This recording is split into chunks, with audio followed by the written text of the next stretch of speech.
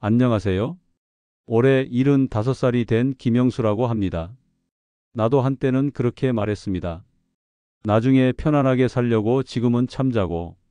젊을 때는 힘들어도 견뎌내면 언젠가는 좋은 날이 올 거라고 믿었거든요. 그런데 정말 그 나중이 왔는데 준비된 게 하나도 없더라고요. 생각해보니 평생을 남을 위해서만 살았습니다. 자식들 교육비에, 결혼비에, 집 마련해 주느라, 부모님 병원비에 모든 돈을 다 써버렸죠. 내 노후를 위해 남겨둔 돈은 정말 얼마 없었어요. 큰아들이 결혼할 때만 해도 3억이 넘게 들었어요. 전세금에, 혼수에, 예단에.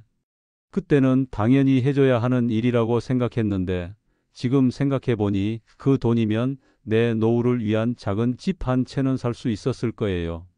그때는 당연한 일이라고 생각했습니다. 부모가 자식을 위해 희생하는 게 당연하다고 여겼거든요.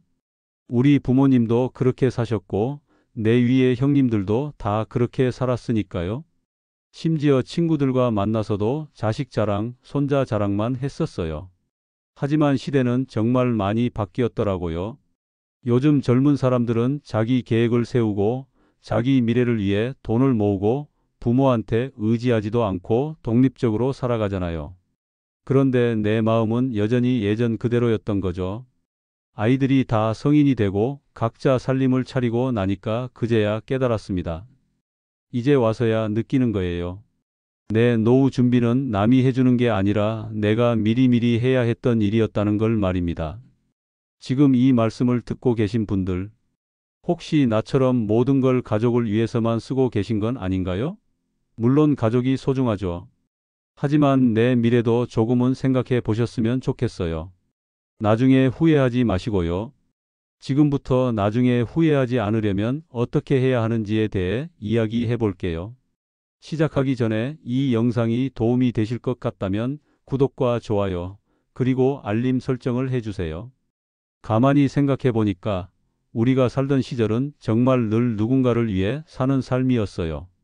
아침에 눈을 뜨면 가족 걱정, 밤에 잠들 때까지도 가족 걱정. 내 걱정은 나중에 하는 거였죠. 자식들한테는 용돈도 넉넉히 주고 뭔가 필요하다고 하면 없는 거라도 해서 사다 줬어요. 부모님 모시는 것도 마찬가지였고요. 한 달에 한 번씩은 꼭 용돈 드리고 아프시면 병원비도 다 제가 댔죠. 우리 어머니가 치매에 걸리셨을 때는 정말 힘들었어요. 요양원 비용도 만만치 않았는데 그래도 좋은 곳에 모셔야 한다는 생각에 한 달에 200만 원씩 내면서 7년을 모셨어요. 그 돈만 해도 1억 6천만 원이 넘었는데 지금 그 돈이 있었다면 얼마나 좋을까 싶어요. 남들 눈치도 많이 봤습니다. 옆집에서 자식 결혼시켜 준다고 하면 우리도 안 해줄 수는 없고, 친구가 손자한테 뭘 사줬다고 하면 나도 우리 손자한테 그런 걸 사줘야겠다 싶고, 이런 식으로 계속 남과 비교하면서 살았어요. 회사에서도 마찬가지였어요. 동료들이 자식 과외비 얘기를 하면 우리 애도 과외를 시켜야 하나 싶고, 누가 자식 학원 보낸다고 하면 우리도 똑같이 해줘야 뒤처지지 않겠다 싶고, 이렇게 남과 계속 경쟁하듯이 살았던 거예요.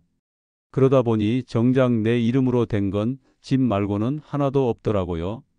통장도 보험도 연금도 다 가족 명의로 되어 있고, 내가 좋아하는 것, 내가 하고 싶은 것도 모르겠고, 이제 와서 자식들한테 기대하기도 어려워요.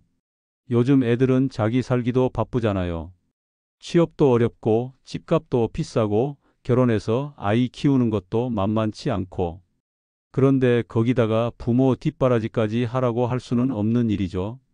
그렇다고 내가 다시 일을 시작하기엔 나이가 너무 많아버렸어요. 몸도 예전만 못하고 요즘 세상은 컴퓨터나 스마트폰 같은 것도 잘 다뤄야 하는데 그런 건 정말 어렵더라고요. 나이 많다고 취업도 잘 안 되고요.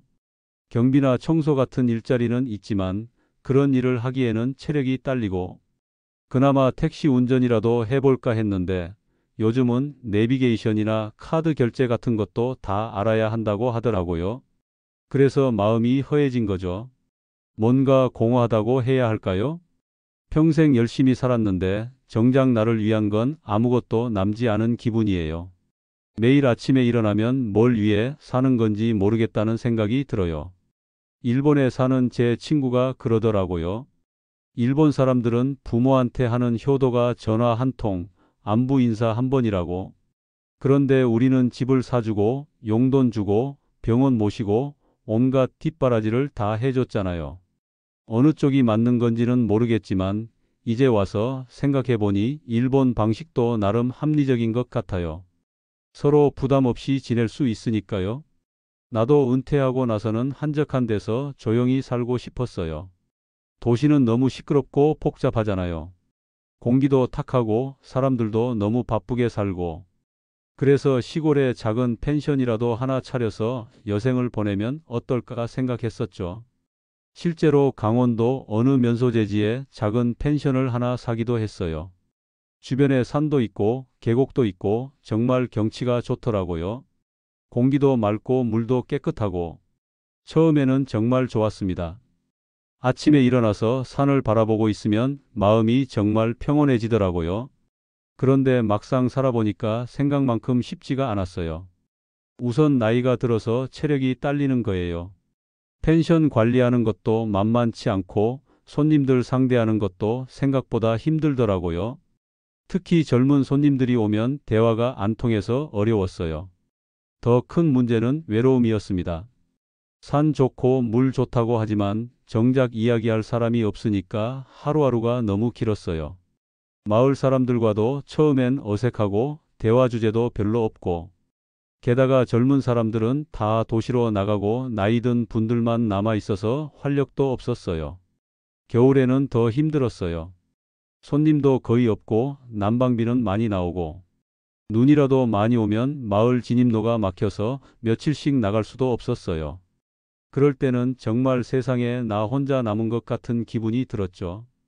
가장 힘들었던 건 병원이었어요.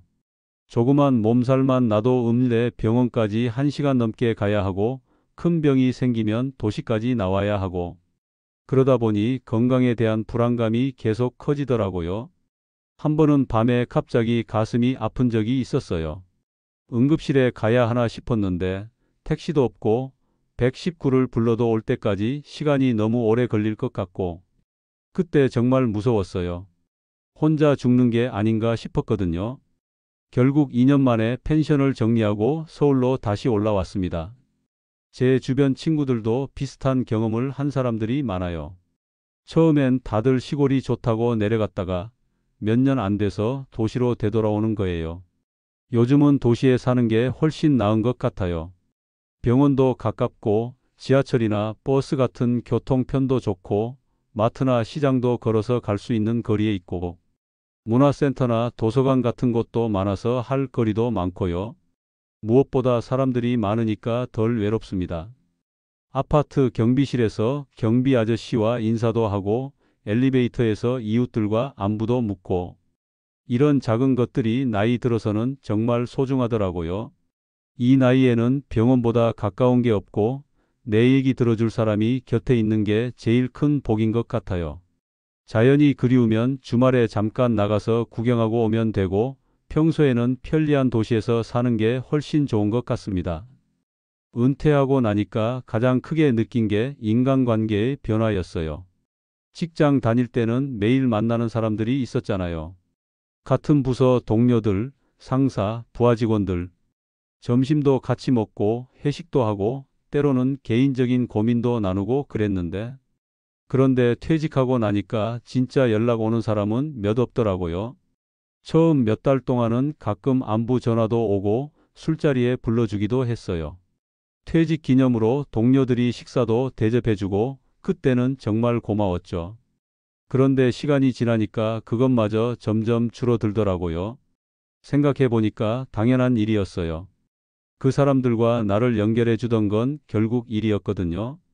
같은 프로젝트를 하고 같은 고민을 하고 같은 상사 밑에서 일하니까 할 얘기가 있었던 거죠. 그런데 그 공통 분모가 사라지니까 더 이상 이야기할 게 없어진 거예요. 회사에서 만났을 때는 그렇게 친했던 후배가 있었는데 퇴직하고 나서는 거의 연락이 안 되더라고요.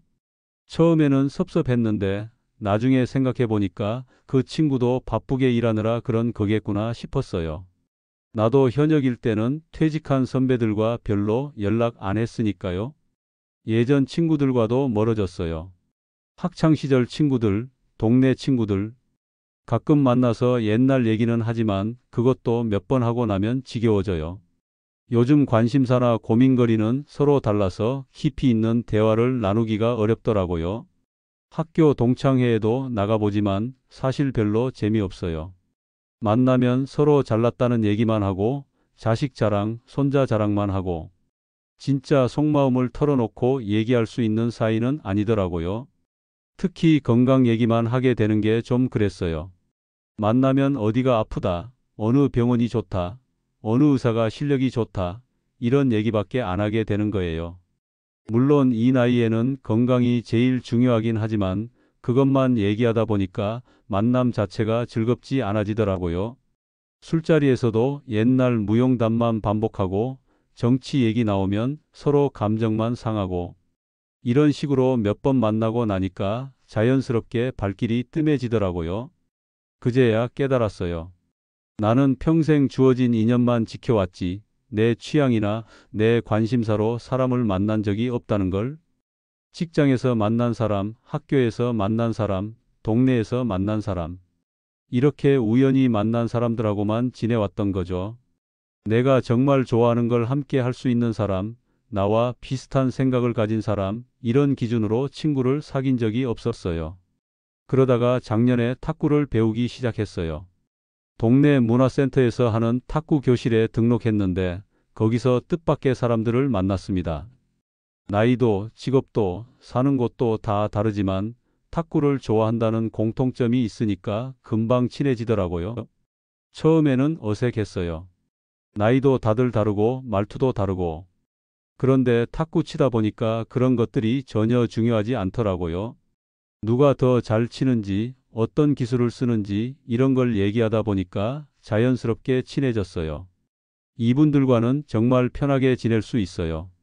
탁구 얘기도 하고 각자의 일상 얘기도 나누고 가끔은 같이 밥도 먹고 다른 탁구장에 가서 경기도 보고 이런 게 진짜 내가 고른 인연이구나 싶었어요.